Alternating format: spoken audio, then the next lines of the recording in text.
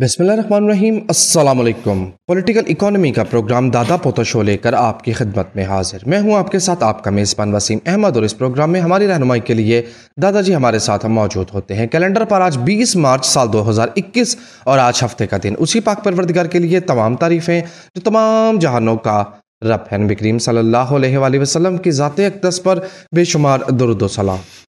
Political economy के programme दादा पोता शो का आज ये स्पेशल एपिसोड जो कि आपके फीडबैक पर मुश्तमिल होगा। आपके भेजे के सवालात के जवाबात आज के प्रोग्राम में हम दादाजी से हासिल करेंगे। दादाजी अस्सलाम वालेकुम। वालेकुम अस्सलाम। दादाजी क्या हाल है? अल्लाह का बड़ा करम इनायत नवाज़ें कि हम आपकी खिदमत में हैं। बेशक।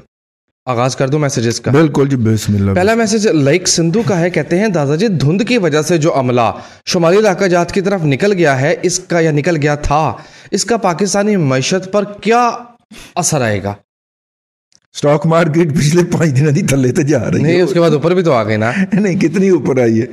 3200 पॉइंट निकले थे तो कोई 1000-2000 पॉइंट की रिकवरी हो गई। 1700 पॉइंट तो रिकवर हो गए थे। चलो जी ठीक है, तो मार्केट नीचे गई ना जी, उसकी वजह से आपने देख लिया।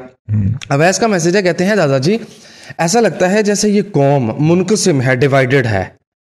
दूसरी साइड जो है वो बिल्कुल ही मजहूल है। हमारा एजुकेशन सिस्टम सेक्युलराइज्ड है। ऐसे में कैसे हम एक डायरेक्शन में जाएंगे? बिल्कुल सही कह रहे हैं आप। मतलब कोई जो कौमी होती है ना, हमांगी जो है वो नहीं है। दरअसल देखिए, बहुत सारे लोग, अफराद, मुआशरे, कंपनियां, ग्रोह, डिपार्टमेंट, उनकी अंधी लगेगी तब जब आप कौम नहीं बनेंगे तो। हाँ जी। तो इसलिए वो आपको मुंतशिर रखते हैं ज़हनी तौर के ऊपर। ठीक है, जिस दिन आप यकजा होके। और तीसरी बात यह कि मुल्क को, मुआशरों को जोड़ना होता है आपस में सियासी पार्टियों ने। एक सियासी पार्टी के अंदर किसी भी सोच का बंदा हो सकता है, ठीक है, अल्ट्रा लिबरल भी हो सकता है और शदीद किस्म का मज़हब पसंद भी हो सकता है। ठीक, सियासी पार्टियों को के खिलाफ दिन रात बकवास फरमाई जाती है, उन्हें गालियां बकी जाती हैं, लीडरों के करैक्टर असैसिनेशन की जाती है, और हम सुन के उसे बड़ा हिज़ उठाते हैं। वैसे भी चुगली में बहुत मज़ा होता है, तो हम उठाते हैं उसको। जब हिज़ उठाते हैं तो फिर वो चीज़ बिकती है, और जब वो चीज़ बिकती है तो फिर वो चीज़ और बनती है। और सियासी पार्टियों को हमने कर दिया डेमोनाइज। घर के अंदर कोई बच्चा उठ के कहे कि जी मैं कल से मुस्लिम लीग का या पीपल्स पार्टी का वर्कर बनने लगा हूँ, तो वालिदैन के अंदर जो होती है वो एक मातम की फ़ज़ा हो जाती है, खौफ की लहर दौड़ जाती है, खौफ में मातम भी जाता है बाकायदा। ठीक है, क्यों? क्योंकि इमेज ही इतना टार्निश कर दिया गया है, इतना तबाह बर्बाद कर दिया गया है। और फिर नतीजा क्या निकलता है? कि नतीजा ये निकलता है कि सियासी पार्टियों के अंदर फिर वारदातियाँ आ जाते हैं ऊपर की सतह के ऊपर, या पैराट्रूपर आ जाते हैं, या वारदातियाँ आ जाते हैं। तो सियासी पार्टी ने बेसिकली अवाम को इंक्लूड करके चलना होता है। जब सियासी पार्टियों को तबाह बर्बाद करते हैं तो फिर फ़िरका परस्त आ जाते हैं। ठीक है ना, मैं किसी का नाम नहीं लेना चाह रहा। फिर वो जो कि अब लोगों को डराते हैं कि तेरा फ़िरका या तू अंडर एलिमिनेशन है, तू हमारे साथ नहीं जुड़ेगा तो तू, तेरा दीन भी गया, तेरा ईमान भी गया, तेरी दुनिया भी गई, तेरी आखिरत भी गई, तेरी जान भी गई। इवन वो लोग जो होते हैं, चूंकि हर एक का विजन या हर एक का मुतालिया हमारे जितना तो नहीं होता कि नफ्सियात भी हमने पढ़ रखी है, वो लोग फिर घबरा जाते हैं। वो फिर उन मखसूस ग्रोहों के हाथों में चढ़ जाते हैं। वो जब उन मखसूस ग्रोहों के हाथों में चढ़ जाते हैं तो वो ग्रोह उनको अपने मकासद के लिए इस्तेमाल करते हैं। ठीक है, और फिर उन ग्रोहों से हम अपने मकासद की तामील करवाते हैं। वो ग्रोह या वो अफराद जिन्होंने इस मुआशरे को इंतशार में मुबतला कर रखा होता है, फिर वो कहीं पे फैज़ाबाद में धरना दिलवा दिया, कहीं पे सड़क ब्लॉक कर दी, कहाँ पे पूरा मुल्क ब्लॉक करवा दिया।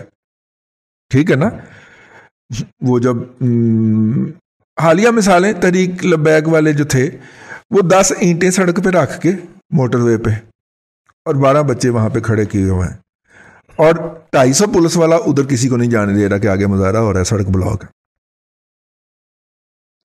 ठीक है ना, तो फिर ऐसे होता। तो ये मैंने इसलिए मिसाल दी कि ये हालिया दिनों में हुआ है और आपके जहनों में ताज़ा होगा। हर दफ़ा ऐसा ही होता, ये नहीं होंगे, कोई और होंगे। ठीक है ना, کوئی اور پارٹی وجود میں لے آئی جائے گی، تو وہ اس طرح وہ لاتے رہتے ہیں. ٹھیک ہے جی.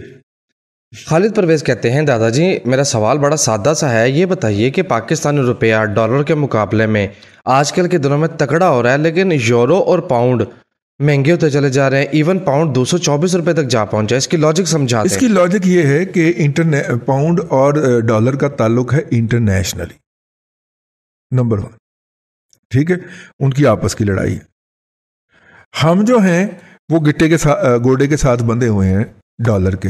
ایک بات ہو گئی. دوسری بات یہ ہے، یہ بات میں اتنی دفعہ اس پروگرام میں دہرا چکا ہوں کہ جو اس وقت حکومت کے اپنے اکانومسٹ ہیں ان کا یہ کہنا ہے کہ ان گئے گزرے حالات میں بھی ڈالر کی قیمت جو ہے وہ 140 سے اوپر نہیں بنتی. تو 165 پہ 160 پہ 155 پہ جو رکھا ہوا ہے، یہ اس لیے رکھا ہوا ہے کہ باہر سے یاروں کے پیسے آنے ہوتے ہیں تو زیادہ روپے ملتے ہیں. صرف اتنا کا مقصد ہے. اپنی بوٹی کے لیے پورے ملک کی اکانومی کو رگڑ دیا. ٹھیک ہے نا. 5 کروڑ کی ڈونیشن لے کے 69 بلین روپیز کا ٹیکس نظر انداز کر دیا. یہ ہوتا ہے. تو یہی ہو رہا ہے. ان کو صرف یہ ہے کہ ان کے جو چند کروڑ ڈالر جو ہے وہ باہر سے آتے ہیں ڈونیشن کی صورت میں، اس کے روپے زیادہ ملیں، خیرات کی صورت میں، صدقات کی صورت میں اس کے ڈالر، اس کے پاک روپیز زیادہ ملے. اس لیے تباہ کر دیا ہم نے اس کو. ہم نے آرٹیفیشلی اوپر رکھا ہوا ہے. پچھلوں پہ یہ الزام لگاتے تھے کہ انہوں نے آرٹیفیشلی نیچے رکھا ہوا تھا نا، انہوں نے آرٹیفیشلی اوپر رکھا ہوا ہے ڈالر جو ہے. مزہ آیا نا. ہاں. اگر زیادہ روپے جائیں گے اور یہ بات تو آپ کو پتا ہے، خاکسار کا قول سنہرے الفاظ والا، کہ جو جرم یہ لمحہ موجود میں کر رہے ہوتے ہیں اس کا الزام بعین ہی اسی لمحے دوسرے پہ لگا رہے ہوتے ہیں. اگر روپے زیادہ چاہیے تو پھر 300 کا کر دیں ڈالر، روپے زیادہ مل جائیں گے نا. یا کم از کم یہ کر دیں کہ جناب ایسے کر دیں کہ باہر سے صدقہ، خیرات، زکوٰۃ جو شوکت خانم کو آئے گا اسپیسیفکلی ٹپیکلی کر دے، اور قوم یوتھ کے یوٹیوبرز کو آئے گا جتنا $1 کا انہیں باہر سے پیسے ملیں گے نا، آئیڈیا دیکھ کیسا دیں گے، اتنا ہی سرکار اپنے پاس سے سبسڈی دے گی. یعنی $1 اگر باہر سے آئے گا اور وہ 140 روپے پہ ان کیش ہوگا تو 140 روپیہ سرکار قومی خزانے سے ان کو جمع کرائے گی. یار باقی اکانومی تو چلنے دینا. ہاں جی چلنے دو. ٹھیک ہے نا. 22 کروڑ لوگوں کا تو نہ کرے. 2018 کی مردم شماری ہے نا. ہاں جی 2018 کی نہیں 17 کی ہے. تو یعنی 22 کروڑ نہیں، 23-24 کروڑ تک کم پہنچ گیا آبادی کا. ہاں جی بالکل، کیونکہ اس میں 207 ملین تھے نا، تو 2% لگائے آبادی کا، تو 24-25 کروڑ پہ ہم چلے گئے. بالکل. طارق ضیاء رانا کہتے ہیں دادا جی ذہن میں آنے والے بہت سے جو سوالات ہیں ان کے جوابات ہمیں پہلے ہی پتہ ہیں، لیکن ہر طرف دھند ہے، سمجھ ہی کچھ نہیں آ رہا، کیا کریں؟ پتہ نہیں، باہر تو دھند کوئی نہیں آپ کے محلے میں ہوگی دھند پورے قومی منظر نامے کے اوپر دھند چھائی ہوئی ہے. جی عبد المحسن کہتے ہیں CDC میں اگر اکاؤنٹ اپنا ہو تو شیئر جو ہیں شیئرز وہ خریدتے ہوئے یا بالخصوص ان کا ڈیویڈنڈ لیتے ہوئے خود جانا پڑتا ہے CDC کے آفس؟ نہیں، سب کچھ آن لائن آٹومیٹک. جی وہ آپ کے اکاؤنٹ میں آ جائے گا. رضوان اختر نے پوچھا کہ نیشنل بینک کے تھرو سٹاک فنڈ میں انویسٹمنٹ کرنا کیسا رہے گا؟ بہت برا رہے گا جی. مختصراً جواب ہے، نہیں وہ میوچل فنڈ کا نہیں کہہ رہا، میوچل فنڈ کا ہی کہہ رہا ہے. اچھا جی بہت برا رہے گا. نیشنل بینک کا نہ کرے. سرکاری بینک میں جس طرح ہوتے ہیں اس طرح وہ چلتا ہے. وہ تو ابھی تک پورا بیچارہ ڈیجیٹلائز نہیں ہو پایا نیشنل بینک. ایسے ایسے ڈنگر اس کے اوپر مسلط کیے ہوئے ہیں. اور اب تو ایک فزکس گریجویٹ بھی آج کل کے زمانے میں وہ گریجویٹ بھی نہیں ویڈیو کال پہ اس کو انٹرویو کر کے اس کو اپوائنٹ کر دیا. اس کو اپوائنٹ کر دیا، نہ اس کو کوئی ریلیونٹ ایکسپیرینس نہ کچھ. اس پہ نہیں بھونکتے یوتھی ہے، اس پہ چپ کر کے دفاع کرنے آ جاتے. ٹھیک ہے نا. وہ بندہ وہ کوالیفائی بینکر ہی نہیں ہے، اس کو نیشنل بینک کا ایڈ لگا دیا. حد ہے ویسے یار، حد ہے. بے شرمی کی اسد عمر اس سے بڑی لمٹ کوئی نہیں ہے. ایمان سے جتنے بھی کارپوریٹ کے لوگ ہیں نا وہ تم نے پوری طرح بے نقاب کر دی. اب آئندہ کوئی حکومت کارپوریٹ سیکٹر سے بندہ لانے کے بارے میں سوچے گی بھی نہیں. جس ڈٹائی بے شرمی سے اگلے بے والا لفظ میں استعمال نہیں کر رہا، تم نے کارپوریٹ سیکٹر کو ایکسپوز کیا نا اسد عمر نے. نہیں ہمیں بتایا جاتا. اور دوسرا ایک اسد عمر اور ایک عارف نقوی، یہ 2 سپر سٹار کے طور پہ پینٹ کیے تھے ہمارے کارپوریٹ سیکٹر نے. रिपोर्टिंग करता रहा हूं ना पिछले 30 साल के लिए। सुपर स्टार थे, हमारे सुपर परफॉर्मर थे। दोनों ने इतनी बुरी तरह पाकिस्तान के कॉर्पोरेट सेक्टर में मौजूद 2 नंबरी और द्रोहगोई और बेशर्मी को बेनकाब किया है ना, अब कॉर्पोरेट सेक्टर की कोई इज्जत की कोई बात नहीं करेगा। मासवाए कौम यूथ मजहूल इल्मल महदूद जाहिलिया है अल अकल लिल महजूद जाहिलिया लिमिटेड एडिशन के, और कोई पाकिस्तान में, और इन बेचारों का कॉर्पोरेट सेक्टर से ताल्लुक ही कोई नहीं। ये तो खैरात मांगने वाले लोग हैं ना, मांगे तांगे के ऊपर गुजारा करते मजहूल है। पाकिस्तान के कॉर्पोरेट सेक्टर के अंदर आईबीए भी बढ़ गया, आईबीए का भी बेड़ा गर्क हो गया डॉक्टर इशरत हुसैन के बाद, वरना आईबीए बहुत स्टैंडर्डाइज अदारा था, उसका इमेज हमने बहुत बिल्ड किया हुआ था, हम खुद भी इमेज बिल्ड करने वालों में शामिल हैं। इशरत हुसैन ने उसका बेड़ा गर्क किया, बताया कि वहां का जो सुप्रीम कमांडर हूं वो मैं हूं, सुप्रीम कमांडर मामा तू है, तो फिर इन्ना लिल्लाहि व इन्ना इलैहि राजिऊन, ठीक है ना। और इसी तरह असद उमर ने वहां के ग्रेजुएट का अच्छा तारुफ करवाया, आरफ नकवी साहब ने। आईबीए कराची तो गयो, आईबीए कराची का तो बेड़ा ही गर्क हो गया ना। ये 2 टॉप प्रोडक्ट हैं उस वहां की, ठीक है।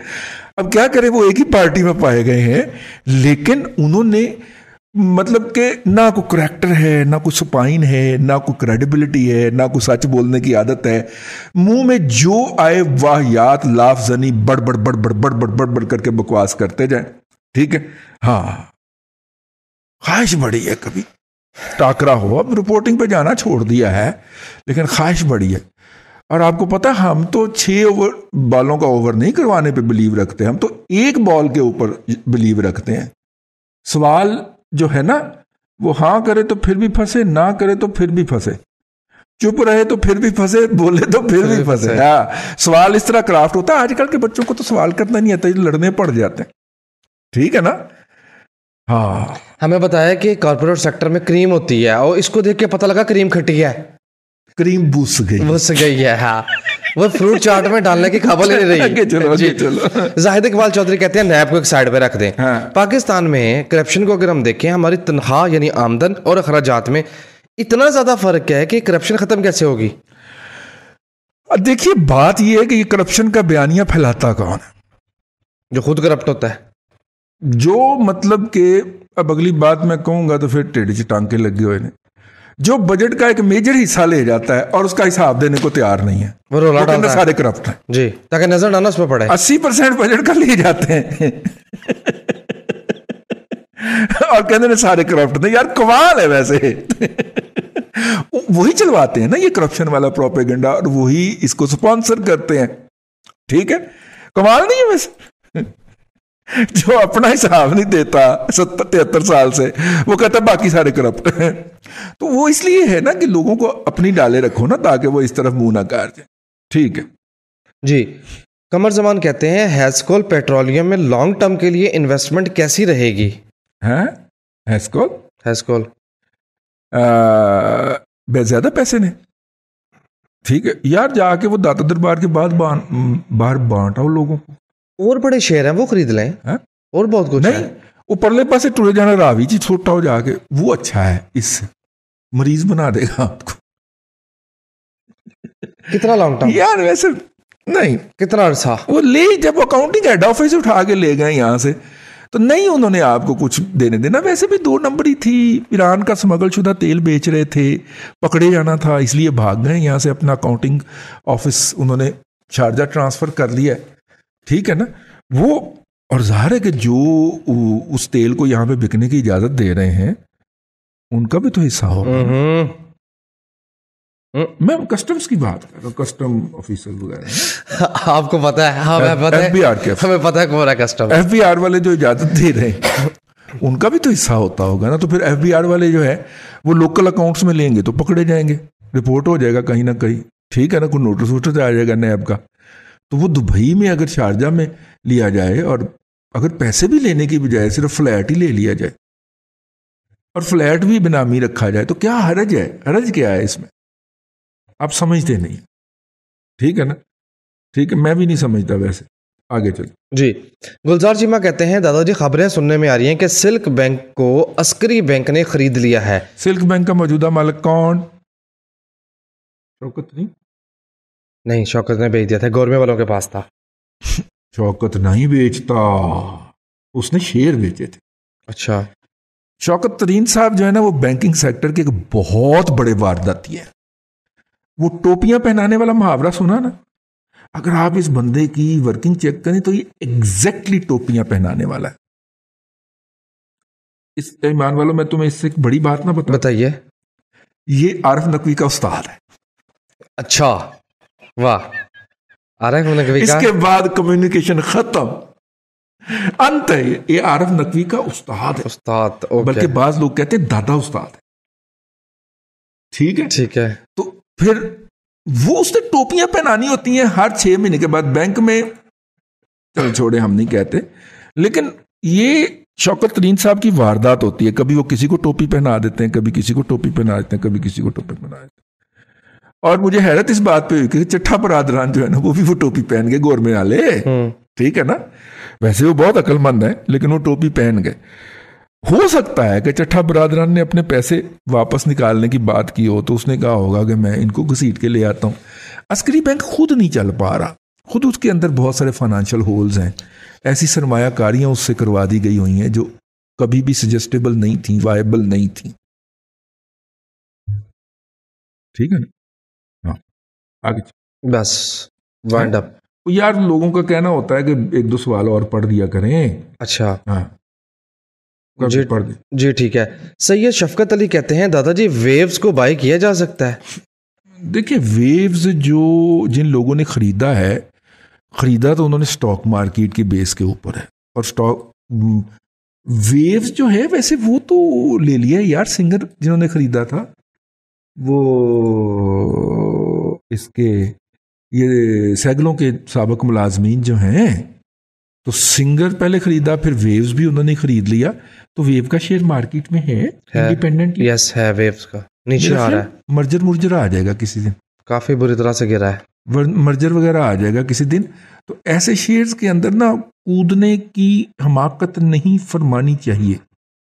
ٹھیک ہے, کہانی سن لو. ایک بندہ اعلیٰ عہدے پہ فائز تھا. یار یہ سیگلوں کا کون سا ہے, ٹھوکر نیاز بیگ کے, سوری کینچی امر صدو کے پاس پہل کے اعلیٰ عہدے پہ ملازم تھا. اس نے پہل کے شیئر بھی خرید رکھے تھے. پھر ایک مشرف دور کے اندر ایک احمق شخص امریکہ سے آیا, اس کا خیال تھا کہ پہل بہت اوپر جانا چاہیے. ٹھیک ہے, تو اس نے پہل کے اندر بائنگ شروع کی, گیم بنائی, مارکیٹ میں پروپیگنڈا کیا, پہل اوپر لے گیا. اس اوپر والے لیول پہ اس پہل کے اعلیٰ افسر نے اپنے پاس جو شیئر تھے وہ سارے بیچ کے اتنا سارا تھبنٹو بنایا, اور اس کے بعد وہاں سے ریزائن دے کے, یا نوکری ختم ہو گئی, ریٹائرمنٹ کے بعد باہر نکل آیا. باہر نکل کے پیسے زیادہ تھے, اس نے کہا اب کیا کیا جائے, تو اس نے خرید لی سنگر پاکستان. سنگر جو تھی وہ سلائی مشینیں بنانے والی تھی, فریج بھی بناتے تھے, سارا کچھ کرتے تھے. تو اس نے خرید لی وہ. لیکن وہ سنگر کا برانڈ تو بہت پرانا ہے پاکستان کے اندر, مطلب ڈومیسٹک کلی, لیکن وہ اتنا نہیں اچھا چل رہا تھا. پھر اس نے دیکھا کہ بٹ صاحب, جوید بٹ صاحب کی اپنے لڑائی ہو گئی ہے بھائیوں سے. ٹھیک ہے, تو لہٰذا اور وہ چلے گئے ہیں, وہ بڑے جو ہوتے نا اے سی بنانے والے, یہ ڈائمنڈ روڈ والی تک محدود ہونا چاہ رہے ہیں, تو ان کا جو کنزیومر بزنس تھا وہ بھی انہوں نے خرید لیا. اس طرح وہ بڑی کمپنی بن گئی. ہمارا خیال تھا کہ وہ ڈالنس وغیرہ کو ٹکر دے گی, لیکن نہیں. ٹھیک ہے نا, سنگر ایک بہت کنزرویٹو کمپنی تھی. اس نے R&D کے اندر کوئی بڑی انویسٹمنٹ نہیں کی, وہ قسطوں کے اوپر کھیلا کرتی تھی. سنگر کی ہر پروڈکٹ آپ کو ان کی اپنی دکان سے قسطوں پہ مل جایا کرتی. ٹھیک ہو گیا, تو اس لیے سنگر چل رہی تھی پاکستان میں, ہلکی ہلکی رسک رہی تھی. سری لنکا کا, بنگلہ دیش کا بڑا برانڈ ہے اس وقت, وہاں پہ قسطوں وغیرہ کے اوپر. یہاں پہ پاکستان کے اندر نہیں تھا ایسا سلسلہ. تو اب دیکھیے وہ کیا مارکیٹنگ اسٹریٹجی لاتے ہیں اور اس سے اپنے آپ کو اٹھاتے ہیں. ٹھیک ہے, پہل کو جس چیز نے سنبھالا ہوا تھا وہ ٹرانسفارمر تھے, بجلی کے بڑے ٹرانسفارمر جو ہوتے ہیں, بڑے ایک تو یہ کھمبوں پہ لگے ہوئے, اس سے بھی 10 گنا بڑے ٹرانسفارمر جو تھے اس نے اٹھایا ہوا تھا, کیونکہ وہ کارپوریٹ پرچیزز ہوتی تھیں. جہاں پہ گریڈ اسٹیشن لگنا ہے وہاں پہ 4-5 انسٹال ہونے ہیں, تو منوپلی تھی اور ہے پہل کی اس کے اوپر, یا امپورٹ کریں یا پہل سے خریدیں. تو اس نے اٹھایا ہوا ہے. پہل صرف کنزیومر اپلائنسز کے اوپر نہیں چل رہا. ٹھیک ہو گیا. انہیں صرف کنزیومر اپلائنسز کے اوپر چلنا ہے. عوام کی پرچیزنگ پاور گڑمچو ہو چکی ہوئی ہے, کمپٹیشن شدید ہے. لوگ پہلے ہوتا تھا کہ جناب یہ فریج خراب ہوا ٹھیک ہی کرانا نیا ہی لے آئے. آج کل یہ گیا کہ مکینک سے ٹھیک کرواؤ, دوجی واری بھی کرواؤ, تیجی واری بھی کرواؤ, پیسے نہیں گئے خریدن جو گے نیا فریج لینے جو گے. ٹھیک ہے. پھر اے سی میں آئے تھے پیل ڈیوو کے نام, ایل سی ڈی میں آئے تھے پیل ڈیوو کے نام سے. ایل سی ڈیاں ایک تو سمگل بہت ہو جاتی ہیں, اور دوسری وہ ویسی ابسلیٹ ہوتی جا رہی ہیں, لوگ موبائل پہ آتے جا رہے ہیں, نئی ٹیکنالوجی کی طرف نہیں گئے. انہیں موبائل اسمبلنگ میں آنا چاہیے تھا, جو کہ یہ نہیں آئے. تو لہٰذا میں کو اچھا فیوچر نہیں دیکھتا بھائی. اور اس گورنمنٹ نے اگلے 7 سال 10 سالہ پروگرام ہے نا, ہاں جی 10 سالہ پروگرام, اگلے 7 سال تو انہوں نے کوئی ڈیولپمنٹ کا کام کرنا نہیں. ڈیولپمنٹ کا کام ہوگا, بڑے بڑے ٹرانسفارمر لگیں گے تو پیل چلے گا, ٹھیک ہے, یا لوگوں کی انکم میں اضافہ ہوگا تو لوگ نئے فریج, نئے ٹی وی, نئے اے سی خریدیں گے. تو اس لیے بھائی جان یہ ڈومیسٹک اپلائنسز والی کمپنیاں آج کل خریدنے والی نہیں. جلدی جلدی اور بھی پڑھو میسیجز. چلو ٹھیک, چھوٹے دل. لہذا سامعین کرام آج کے لیے اتنا ہی. کل پھر آپ سے ملاقات ہوگی نئے پروگراموں کے ساتھ, بلکہ اگلے ہفتے نہیں, کل ہے پروگرام, کل آپ سے پھر ملاقات ہوگی. اللہ آپ کو آسانیاں عطا کرے اور آسانیاں خلق خدا میں تقسیم کرنے کی توفیق عطا. آمین. دادا جی بہت شکریہ. ناظرین کرام, پولیٹیکل اکانومی کا پروگرام دادا پوتا شو, آج یہ اسپیشل ایپیسوڈ آپ دیکھ رہے تھے. میں امید کرتا ہوں کہ آج کا پروگرام آپ کو پسند آیا ہوگا. اپنے میزبان وسیم احمد کو دادا جی کے ساتھ اجازت دیجیے. انشاءاللہ العزیز آپ سے ملاقات ہوگی اگلے پروگرام میں. تب تک کے لیے اللہ حافظ.